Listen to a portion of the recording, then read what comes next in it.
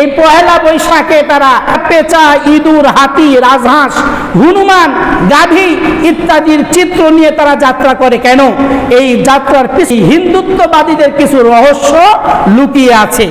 আল্লাহ রাসূল সাল্লাল্লাহু আলাইহি ওয়াসাল্লাম তিনি বুখারী শরীফের 5707 নম্বর হাদিস, قال رسول الله صلى الله عليه وسلم لا طيرة ولا هامة ولا صفر وفر من المجزوم كما تفر من الأسد। আল্লাহ রাসূল সাল্লাল্লাহু আলাইহি ওয়াসাল্লাম বলেন যে কুলক্ষণ বলতে কিছু নাই। ওয়ালা হাম্মাতা, পেঁচার যে অশুভ লক্ষণ তোমরা মনে করো এটা বলতে কিছু নাই।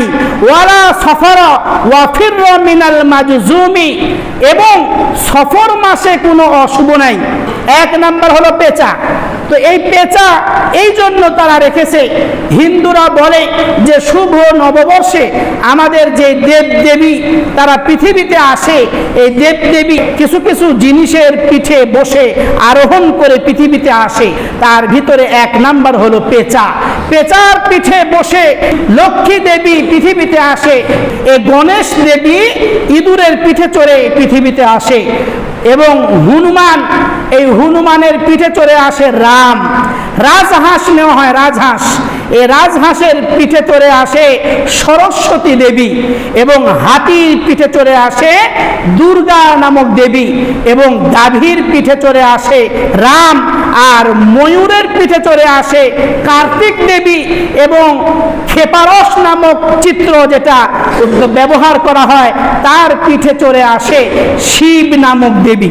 তো এই যে আমরা বাঙালি যে জিনিসগুলা নিয়ে আমরা শোভাযাত্রা করতেছি, এই শোভাযাত্রা শুরু হয়েছিল ভারতের পশ্চিমবঙ্গে। আর সেখানে হিন্দুরা এই জিনিসগুলি নিয়ে যাত্রা করার পিছনে লুকায়িত ছিল তাদের দেবীর সম্মান জানানো।